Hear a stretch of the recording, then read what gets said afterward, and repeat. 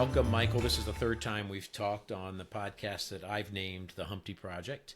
And it's always good to see you and trade thoughts and sometimes borderline insults on LinkedIn, but it's fun and enlightening. And we've been talking for the last 10 or 15 minutes.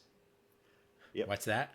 The wittier the insult, the better. I like good banter. Well, yeah, you're not insulting in an insulting way, but you definitely have a way with words. So, but I generally enjoy engaging with you. I know where you're coming from. I think it's strange that on some topics we're 180 degrees polar, but I think we almost want to get to the same point from a different side of the hill. I enjoy seeing what you post. You ask me to provide commentary on some of your posts, which is always appreciated. Sometimes it may not be what you want to see, and hopefully there's people that learn something from it. And of course, there's always going to be people on both sides in my orbit and in your orbit, I think, that are in an echo chamber and want to stay in an echo chamber and don't want to gain any value from what either of us are saying. But we talked about fundamentally a couple different things. We had a bit of a disagreement over a post that you saw as racist and I didn't, written by a fellow named Dr. William Watson. We thought we might dive into that. And let's go with the post. So what's his name? William Watson. He's a doctor. Yes. So I tried to share someone who I thought was actually like legitimate in the field, that had thousands of followers. He presented himself as an author, anti-racist. He's someone who, really understood the field. So, and I've read his thing on my feed, and I was like, wow. Yeah, wow, there were others who reacted the same way as you. Yeah.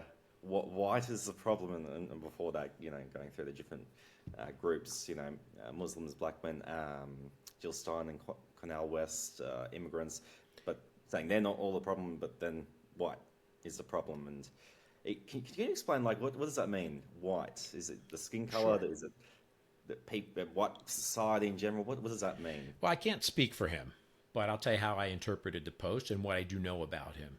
So he and I have exchanged messages on LinkedIn. I don't think we've ever talked. I bought his book and I read it, which is one of the few books I've read. And I think it's called 12 Steps for White America. And it's based on the 12-step Alcoholics Anonymous type program, that type of 12 steps. I think it almost mimics it, I think, because he was an alcoholic. I believe he's a gay man as well. And he was raised in the 1960s with parents that were on the progressive side of politics, then marching alongside in the Deep South, alongside some of the black activists that were fighting for equal rights.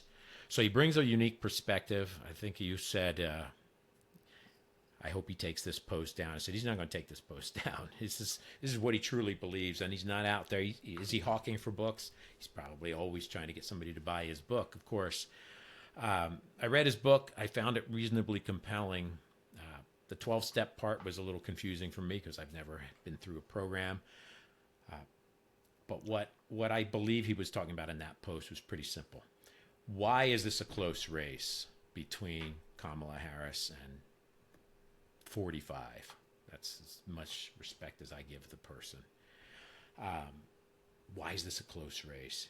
And a lot of people in the pollsters will say, well, there's a lot going on in Muslim communities that are upset with both parties of the treatment of people in Gaza and what's going on over there. And I'm not going to get into the nuances of that because that's a really ugly, thorny, disgusting mess. But there's those that feel like the Democratic Party sold them out. So there are Muslim communities in places like Michigan and Minnesota that are lukewarm or anti-Kamala, which have typically been strongholds for the Democrats.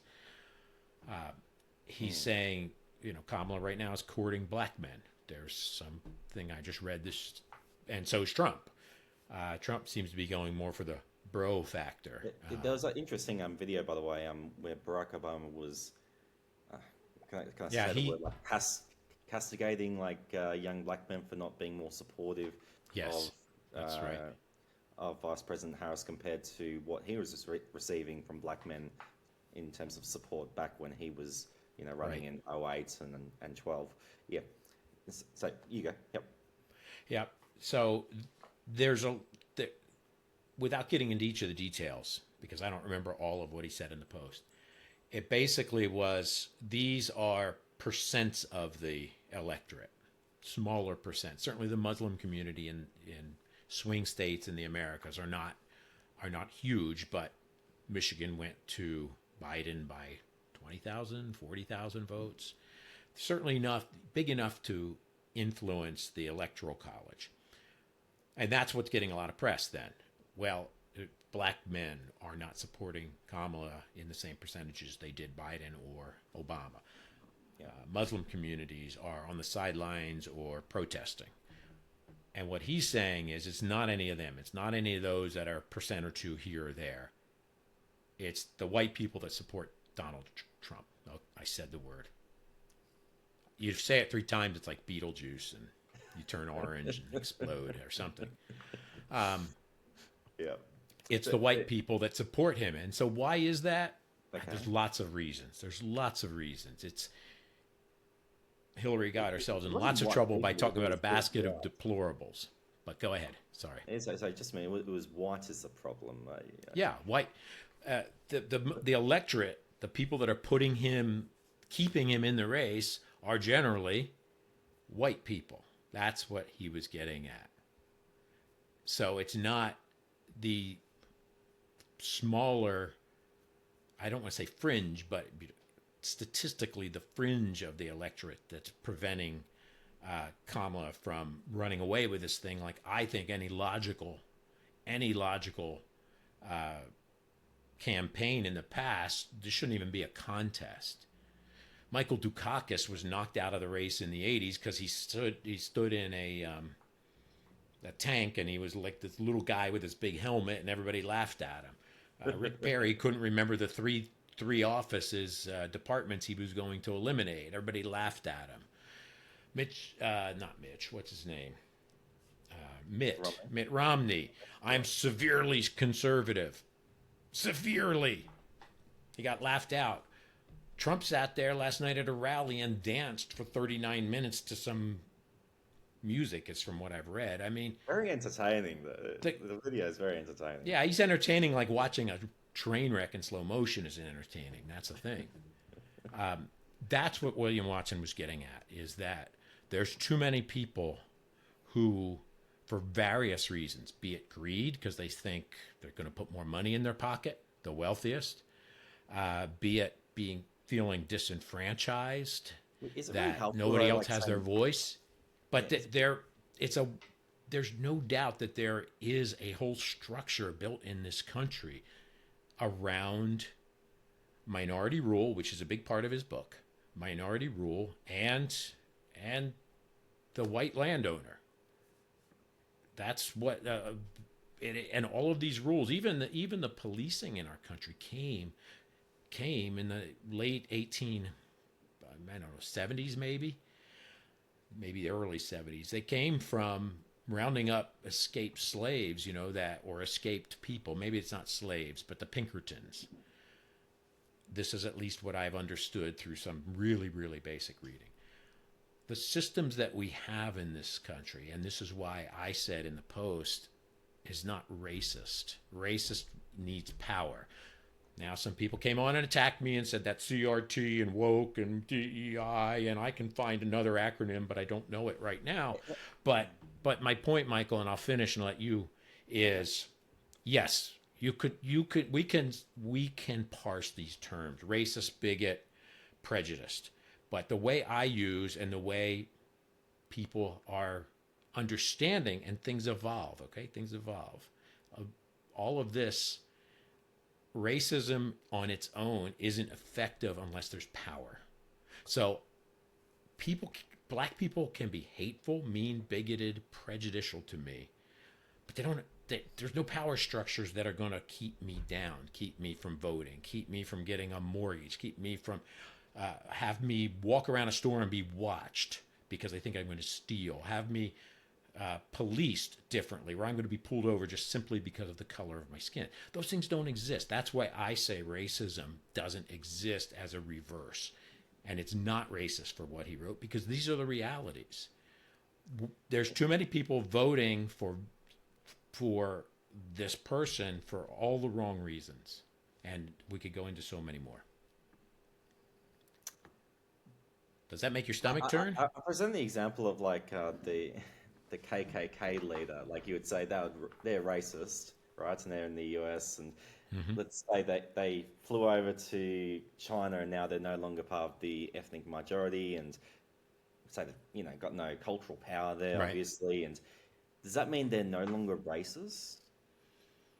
It means that their bigotry and prejudice doesn't manifest as racism. That's how I would see it, because there's no power structure that supports their bigotry and prejudices and hatreds. There's no power structure. There's no court systems. There's no policing laws.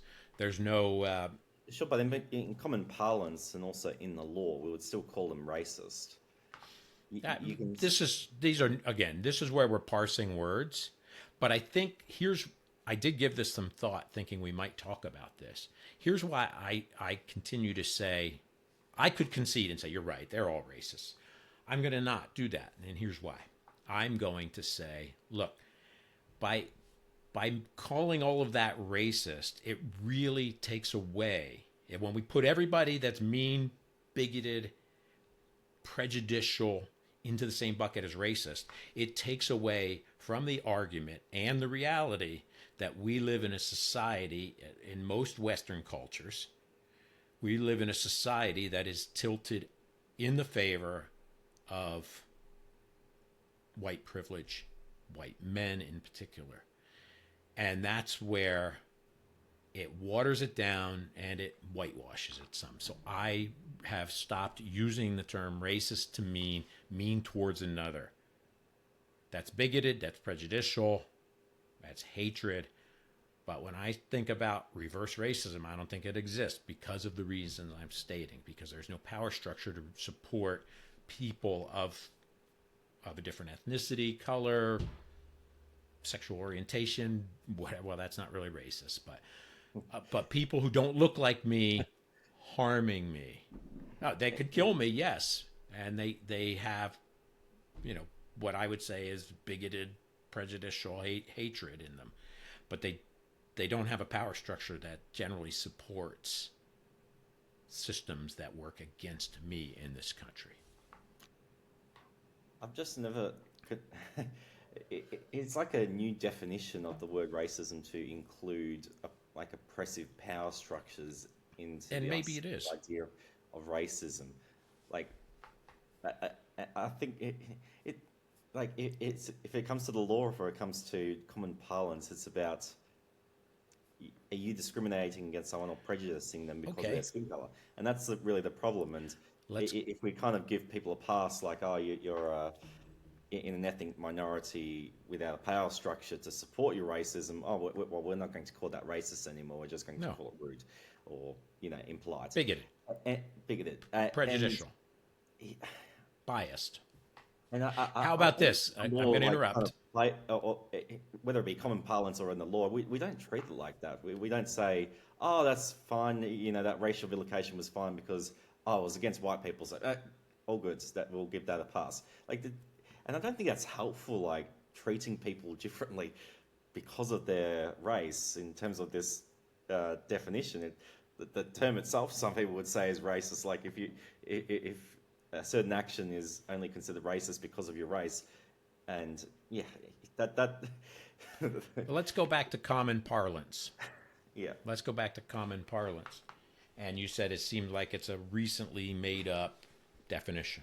And it may be. I don't know. I haven't investigated.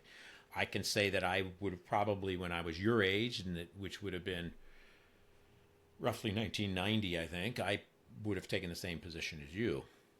So I would have had myself in a bit of a tizzy over it.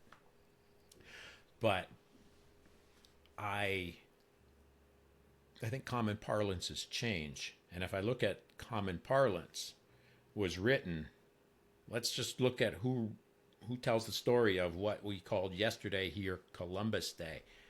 I was taught he discovered America like no one had ever been here before. except for there were people living here for thousands of years. And mind you, even some of the Nordics had been here.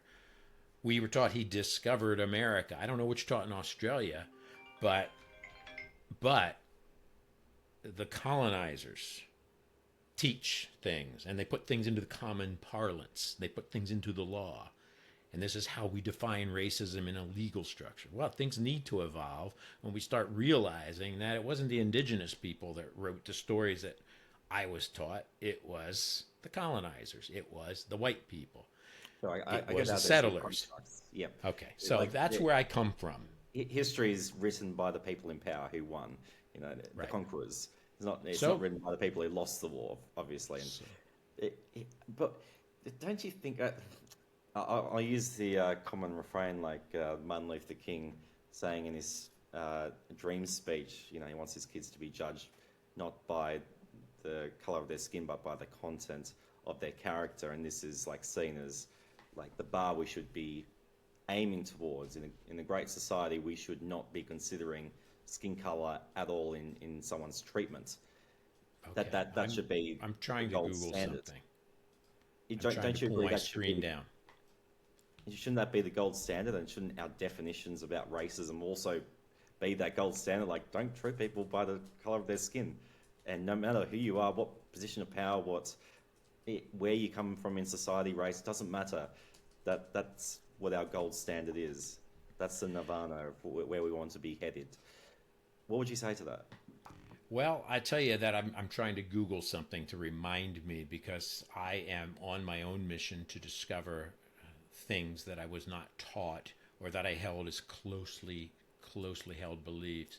And I can tell you that phrase used in the simple context that you did and others often do is seen by many as really out of context.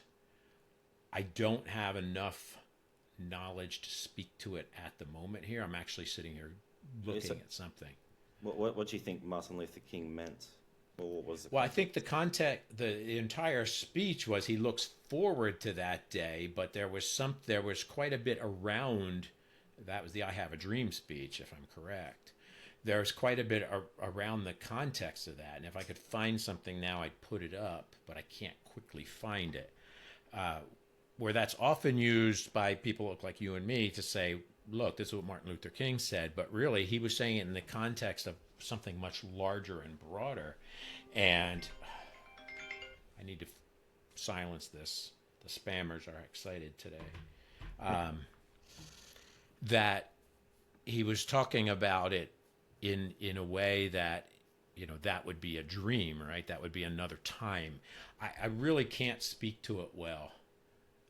The interpretation of King's memory would become a powerful political tool, weaponizing America's racist past. Of course, this is from a university, so it's woke and no one should ever believe it, but I'm being a smart ass.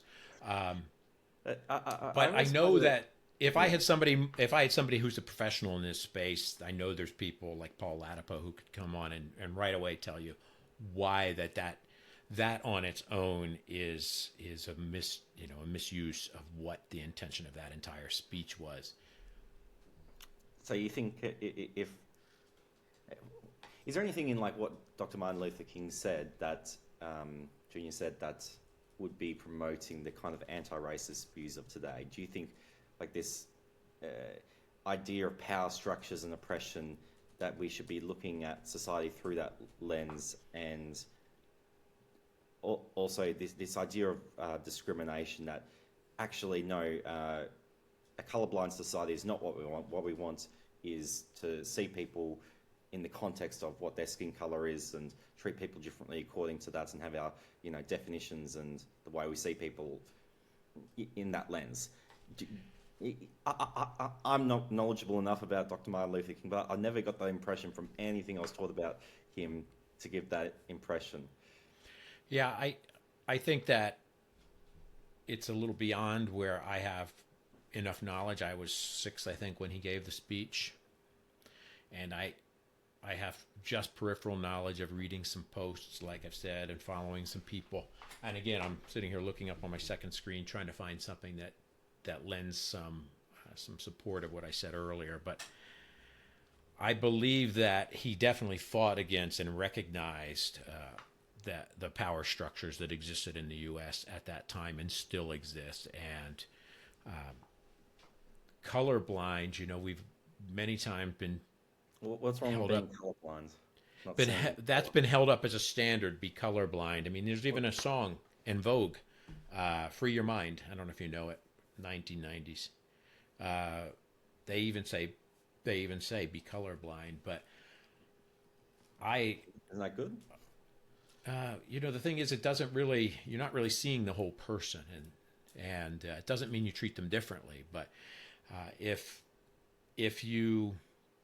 I don't see my wife as having darker skin than me, she's 50% African. It's not so much not seeing it, but it's like it's an irrelevant feature. It's like you happen to be bald, you happen to have a certain age, you happen to be Californian. It's just a feature of you, but it's irrelevant. Like I shouldn't be treating you any differently because of that feature, and that's what colorblind is about. Like I don't consider it important when interacting with you. I think the way it's used, Michael, I think that if we all had some ideal place where we all lived, where everyone was given equal opportunity, and there were no systems of oppression, and we were way beyond historical points, and we were in this panacea, this idyllic world, colorblind could come into discussion. I think the way it's used these days is often,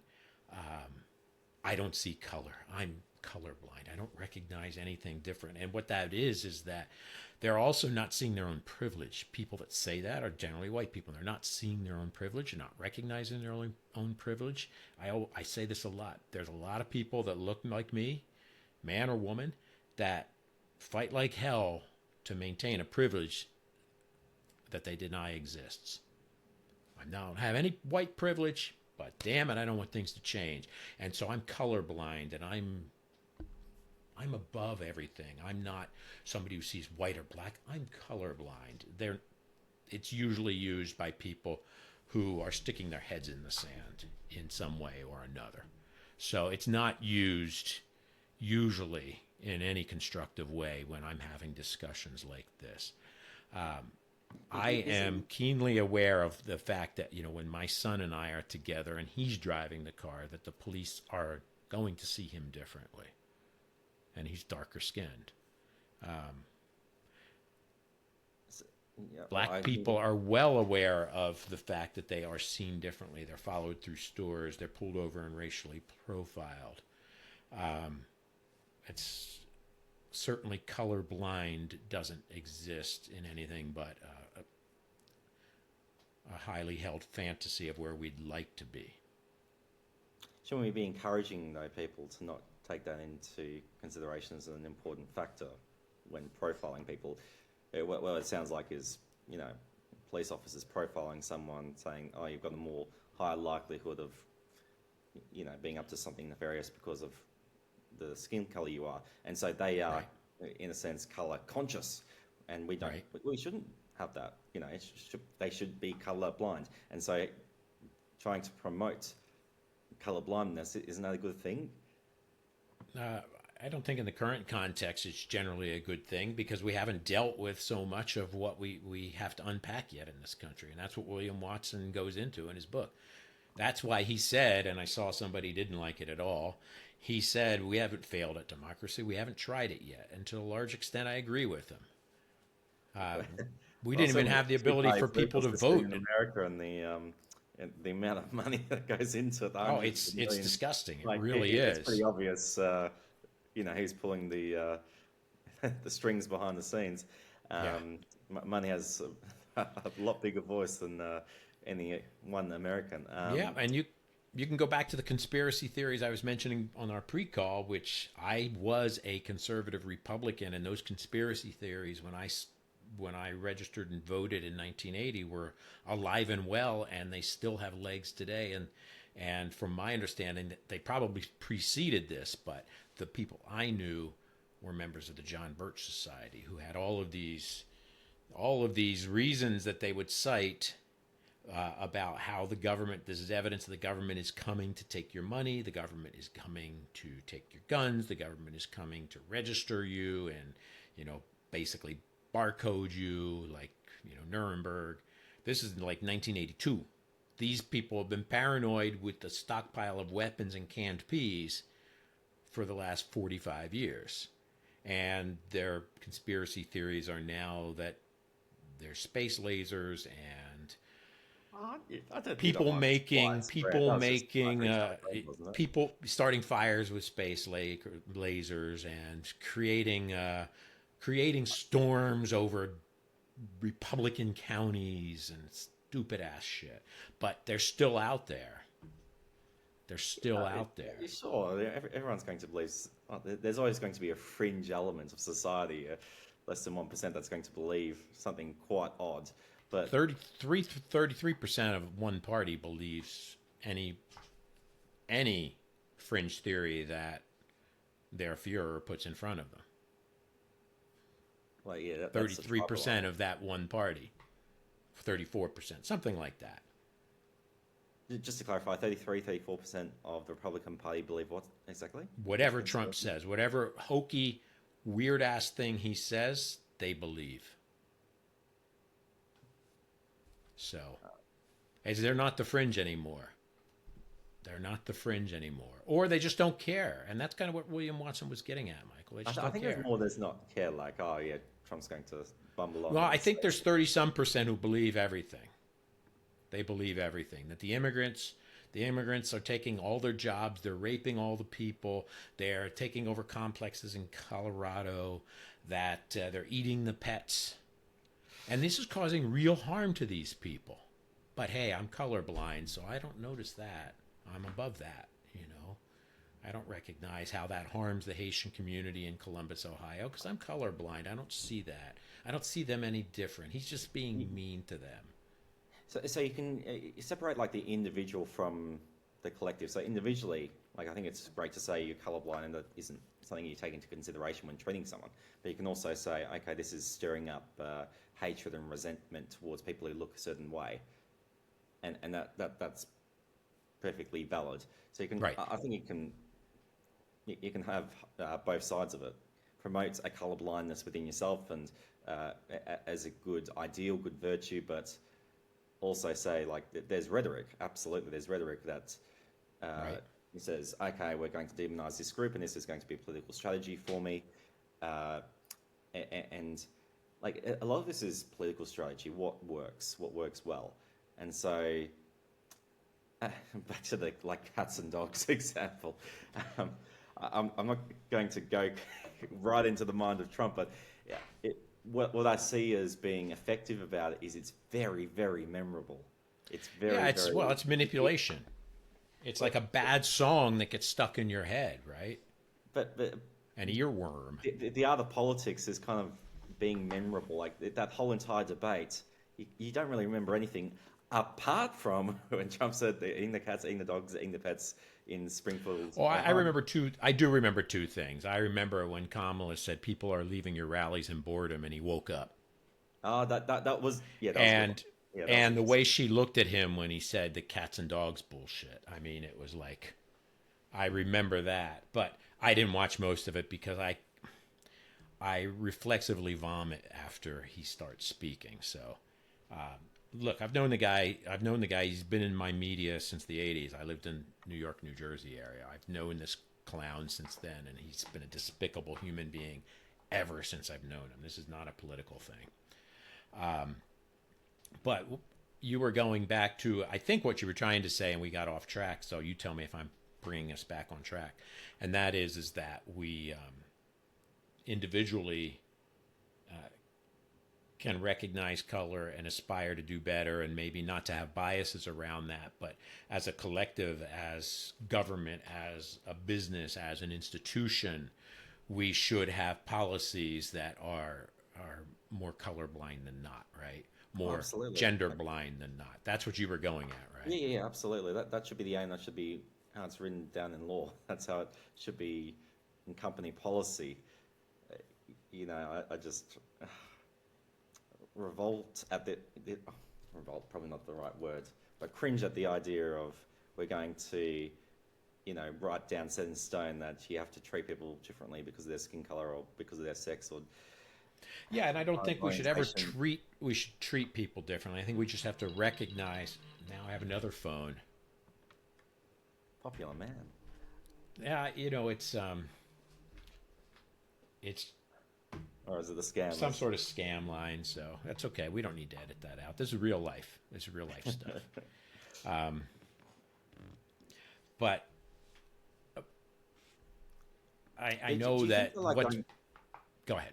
You go ahead. yeah, I like talked a going lot. forward, like I think there's like a refresh with every generation, right? There's certain attitudes and behaviors, prejudices, etc., that we pass on to the next generation. You pass it on to your kids, they pass it on to their kids, etc. And so with this anti-racism, what can I call it, ideology, it's like setting in stone. Okay, there's oppressed and oppressors when it Oppressor. comes to race and gender and all that, and it's kind of propagating that ideology, that view of the world from one generation to the next, to the next, to the next, to the next. And I don't think that's very good, like teaching kids, the next generation, this is how you're meant to view the world. This is, white people bad. These are the oppressed minorities. Men bad. These are, the oppressed genders. And we're going to divide the world up into that respect. And there's so many ways you can divide the world up, by nationality, by income, by profession, etc. But what we're going to do is we're going to divide it up by race and gender and to some extent sexual orientation. And that's what we're going to teach the next generation, the next generation. I think it would be better if there was like a reset or just not talking about it for the next generation, and you have some faith with them that they won't come up with these kind of racist systems. If we don't have the racist policies there, we don't have the ideology being promulgated, they'll turn out pretty good. Well, somebody wrote something that comes to mind first, where in Florida, not talking about climate change hasn't helped them very much when the 2 hurricanes went through. That's sort of a joke, sort of not relevant. But I will say that I probably felt like you as few as 20 years ago, so into my 40s probably, about some of these topics. Be colorblind. Don't talk about this stuff. It only divides. I am at a point in my life where I no longer feel any. Let me back up and say I'm proud of what I've accomplished. How I've accomplished it. I think I've done so ethically. I didn't go to college. I worked hard. I saved to learn how to pay a mortgage when I was 18. I did some things different than other people. And I think I have been exceptional. I think there's some benefits that I've been afforded as a white guy that allowed me to have doors open or to have doors not be closed. But for the most part, I take pride in how I got to where I am in any number of ways, financially, in my career, in my spirituality, if you'll call it that. So having said all that, I no longer feel any sort of shame by being white or male. Where I feel most anxious is where I feel like I'm not using my voice. And that privilege of saying, hey, just don't talk about it anymore is to take away from those that find angst in it. You shouldn't find angst in it. You shouldn't feel like you're being knocked down or being told that because you're white and you're a male, you're automatically bad. I don't know where people get that from. I probably would have many years ago, but I don't anymore. I never feel that way. I recognize, and I say it on my LinkedIn, on my picture, and I want to say, what did I say exactly? I'm going to read it. But isn't it a lot about white guilt? Like that's like one. I don't think so. Terms, I think it's a consciousness. I say I'm educating myself about my unearned privilege and sharing what I've learned with others who are interested in learning how to use their voices to influence change. That's why we're talking today. That's what I believe in. I don't feel guilty. I don't feel there's any guilt. I didn't effectuate this. Wasn't participant of the slave trade. I don't even have any idea if my family was a direct benefactor of that. But I do know that laws, systems, norms were written around people who look like me, men, white, European. And I want to use my voice to challenge it, because oftentimes I used to think it was just the black people or the women that need to use their voice. You know, I don't have a voice. I wasn't one of them. I wasn't the oppressor, and I'm not one of the minorities. So I'm sitting on the sidelines waving my pom-poms. Cheer, yay, go, I support you. I said, you know what? I have a voice. I have some skin in this game. And it has more to do with all of that than it does to the fact that I have a mixed race family. That helped bring a fine point to things. I don't believe you have a voice because you're a white male. I think you have a voice, certainly in America, if you've got wealth, if you've got influence, connections, fame, that's when you have a voice. It's not necessarily because, you're white. You could be, in rural America, poor, disenfranchised. No one gives a damn what you think about, what you say. You can grab your soapbox and say whatever you like, and people are going to ignore you. It's not like just because you're a white male, people are going to start all of a sudden listening to you. So, yeah, I don't want to say that I don't want you to think that that's what I was necessarily saying. I'm saying as a white man, my voice is heard differently.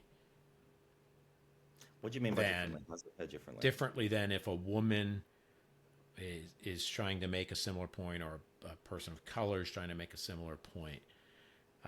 Many times I'll sit in business meetings and men are saying misogynistic things, borderline racist things, sexual innuendo and jokes that are really inappropriate. And they're inappropriate. You know how they're inappropriate, Michael. You're at a table and you do this. Okay, let me tell you about. Come on, you know it's inappropriate. And I'll often say, stop. This is not going to be funny, so just time out. I've literally called out people that could fire me for using a crude term for a man's penis in front of women. People who are above me in my organizations, I've pulled them aside and said, hey, uncool. And I could probably be fired for that, but my voice I'm is there with different. You shouldn't be saying that. I know absolutely. you are.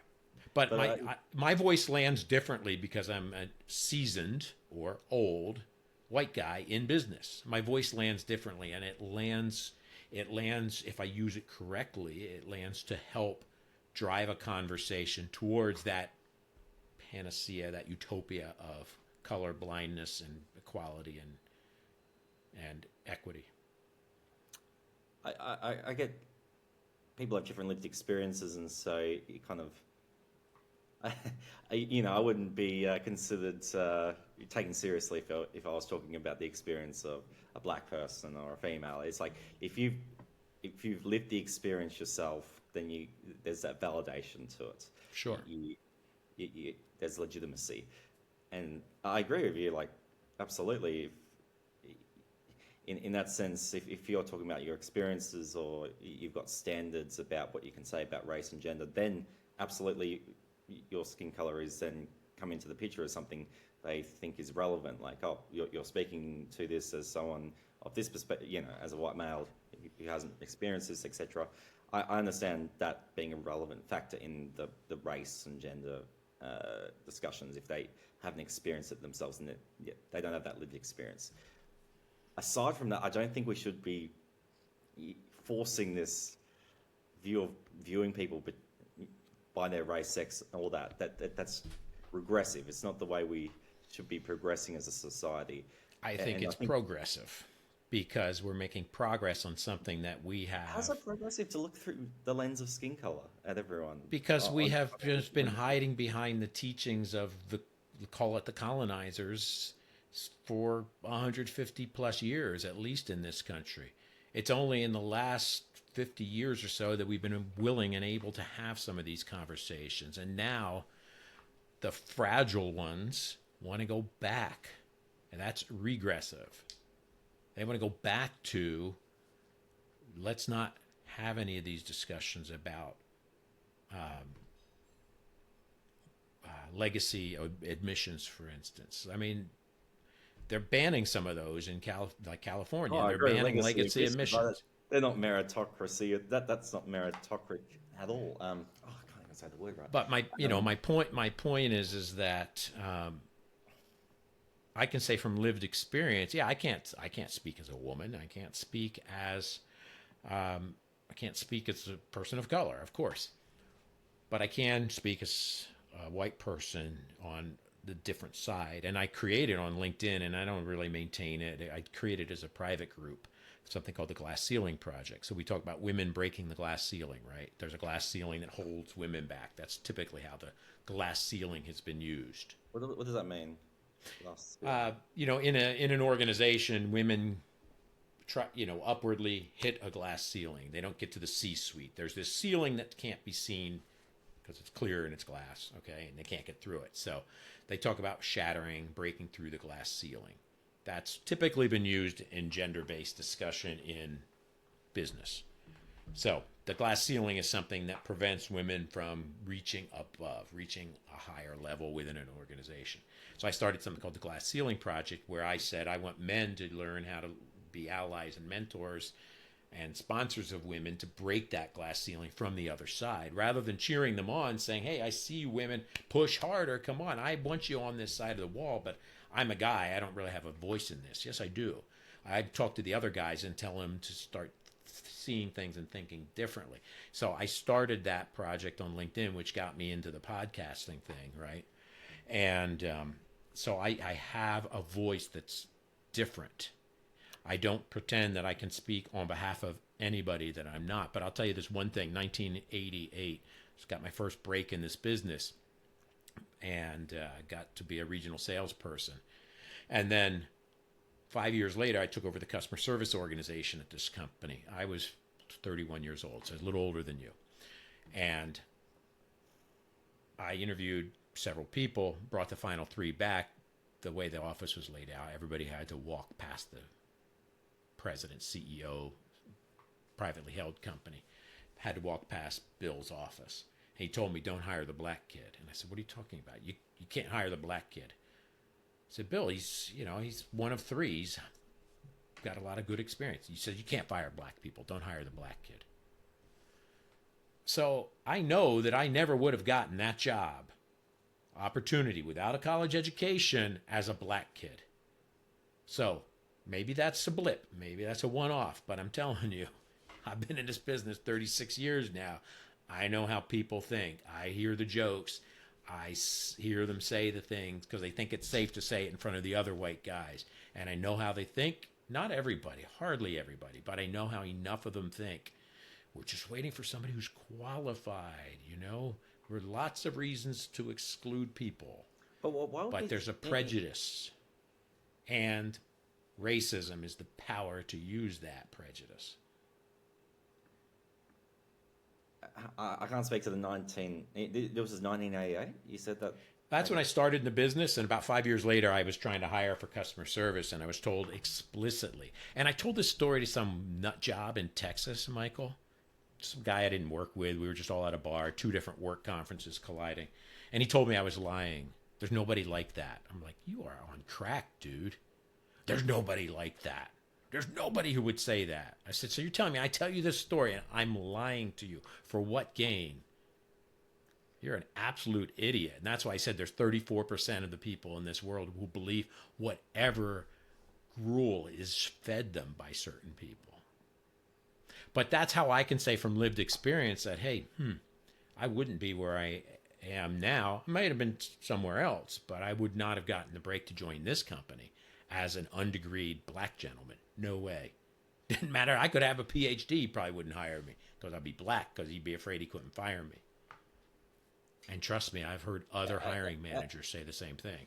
I think we both agree that let's use the notion white privilege, so to speak, that well, certainly Jim Crow laws, 1960s, there were certainly advantages to being white. All other variables considered constant, the same. That factor, it would be a significant factor in terms of, advancing your career, the way you're treated in society, the way you're treated by police, government, etc. And I think we both agree that over the last 60 years, America has become a lot less racist. I think we can both agree on that. And not only that, but there's active discrimination the other way to, it's kind of seen as a balancing out act. 𝗵𝗻𝗄𝗃, he's like the major voice in the anti-racism movement. So what did he say? Like, to rectify for present discrimination, like we need future discrimination. To like rectify for racism, we need anti-racism. We need like the flip side, so to speak, fighting discrimination with discrimination. And that's where a lot of, I think, mainstream centrist people are like, fighting racism with racism, sexism with sexism, like, drumming up this hatred. I know that prejudice of people because of their sex and race. This isn't good. This is just, fueling the fire. This is fighting fire with fire. This is, just tell me the racist or sexist policy or person or whatever it is, and I'll join you. Let's be allies, and I'll join you and say, let's get rid of that, absolutely. And let's have controls in place to remove any bias, absolutely. That's all great. But then when you actually say, no, we actually need explicit discrimination against someone because of their race, because of their sex, in so to speak, a reverse manner, an opposite manner, to rebalance scales and make up for past injustices. Obviously black people were treated poorly back in the 1960s, even worse back in the slavery days. And so what we need now is we need a rebalancing and a discrimination to balance up the scale. I think this kind of thinking is so toxic, so just appallingly bad to teach the next generation. Oh, your ancestors were treated bad, so you need to treat the white sons and daughters of these people bad, to rebalance the scales. That's not progress. It's hard for me to, if that's really the stated position, it's hard for me to get on board or align with that. I have seen. He's like the number one figure in the anti-racism movement. Yeah, but I don't follow him. I've seen him on LinkedIn. A lot of DI practitioners. Yeah, I don't follow him or haven't much exposure to him. I know it's spelled like Kenty, right? Last name, 𝗵𝗻𝗄𝗃. Kendi, yeah. Kenty, I think. So I know who it is, but I honestly don't. Here's for me what anti-racist means. It means using my voice and my privilege to help dismantle systems. Again, remember, I always go to racism. I don't think that's not what anti-racism is, though. It's so that's how I'm in this game. I'm not going to say, Michael, tough luck. We're going to take somebody else and put them in a position, at your expense, and you need to be discriminated against or held back for a certain amount of time until we've corrected it. Because I don't know that will ever be well accepted by the majority anyway. I don't know how that could be effective. But we are way longer than I normally record one of these sessions. We didn't go even into the second topic. So what did I want to just... There's something like a tip of the tongue that I'm trying to pull out. But for me, again, anybody who's viewed me or viewed this episode to this point, I'm self-educated in all this. I don't make money doing this. I'm not out there. Oh, I know what my thought was. Neither I'm not out there trying to make I'm not trying to make a career. I've told you before, hey, maybe when I'm an even older man and I'm not full-time working, maybe I can, lend my voice and get paid for it. But it's really not a stated goal. That's like one of those things that if it ever happen, it happens. I wanted to tell you, I woke up the other night. I said, oh, I have all these great thoughts at like 3 a.m. when I'll wake up, and then I say I'll remember them, and I don't usually. So this time I actually wrote it down, and I want to go into this one time with you if you're interested. I know that you've had some trauma due to DEI affected at the consulting company.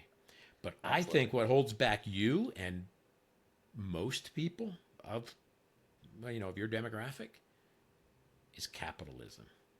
Today's twisted sense of asset-based shareholder capitalism. And I think there are those that are using all of these boogeymen, like the CRT boogeyman and the DEI boogeyman, to get a whole bunch of people all worked up. Because what you said at the very beginning of this episode was, hey, all the money in politics, both sides of the U.S. spectrum, unfortunately, there's only two effective parties in this country. I think that's where a lot of the power lies. Is there conspiracy theories behind that about the richest and so forth? I think most of it's systemic, but the wealthiest will manipulate us like puppets on a string and get us to divide and get us to be pissed off about things like DEI and CRT and other things, when what's really holding us back is the fact that income inequality has exploded since we went with the concept of supply-side economics, which I supported under Reagan. Trickle down is truly that, a trickle at best. We celebrate hoarders. We celebrate people like Musk, Bezos, and others. I'd love to get your opinion on that.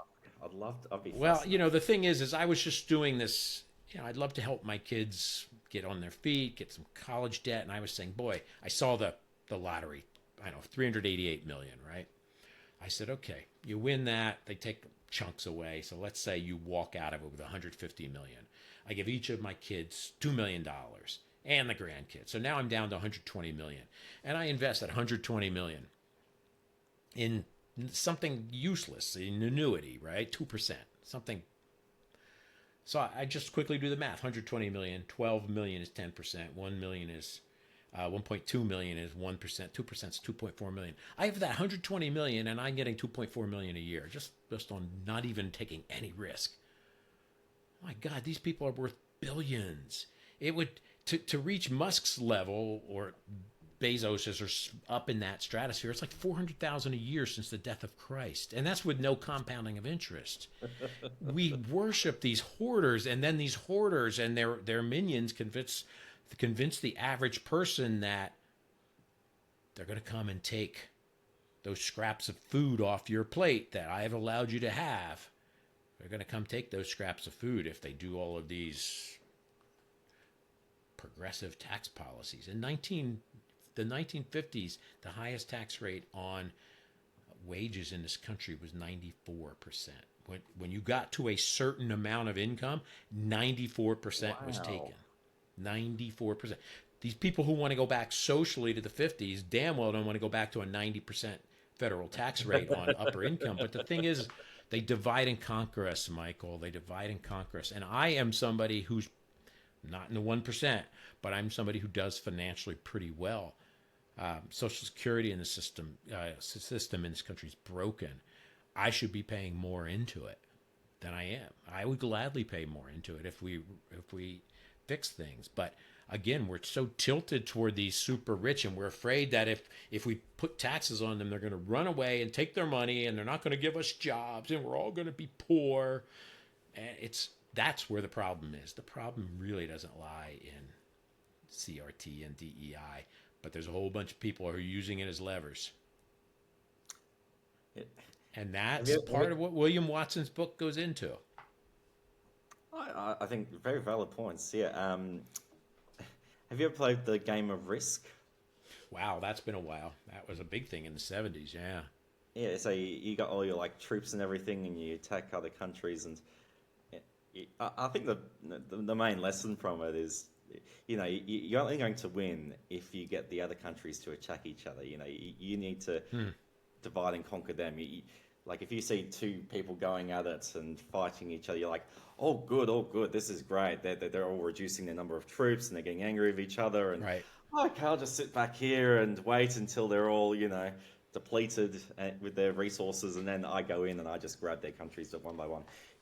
So that, I think that's kind of what you're getting at with It is. this, yeah, pointing at two people who both, could be poor and struggling in life, and saying, oh, they're the other problem, Say, someone who's on minimum wage saying, oh, actually, it's the immigrant who's you need to be focusing on, because they're going to be willing to be paid even less than what you're being paid, and so they're going to come and grab your job, etc. And so it's that pointing the blame at someone else. And it's othering and it's dividing.